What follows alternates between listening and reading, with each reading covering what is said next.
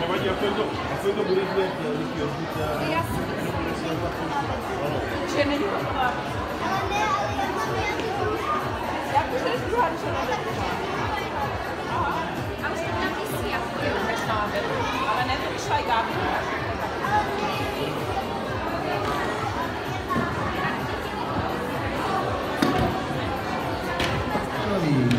Tereza Nováková z Vítonic, Sabina Sáblíková z Lhotky, Matouš Vaculín z Napajedel a Filip Landor z Napajedel.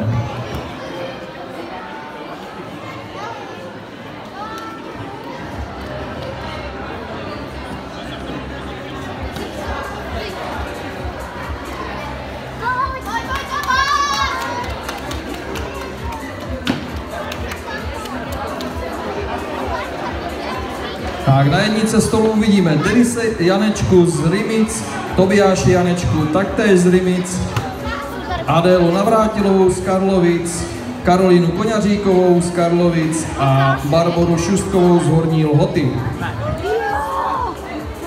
Nejsou tady Koložavice. Až je to dobrý, protože nebudou první.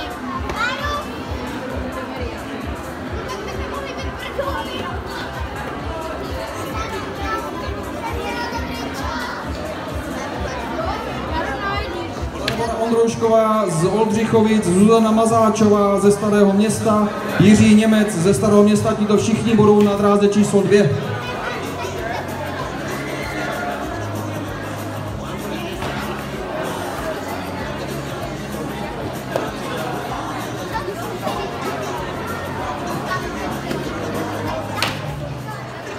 Tomáš Plandor a Charlie Sedláček z Napajedel.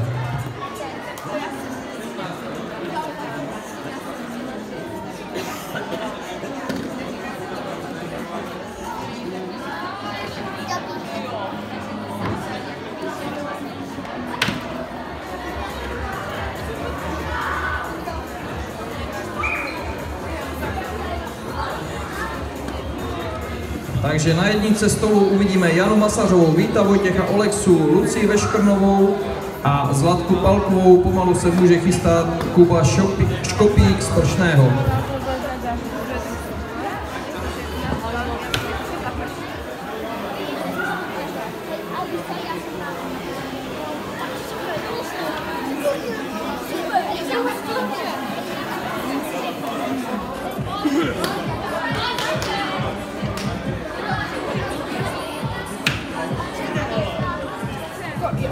Natálie Slunečková, Václav Nápravník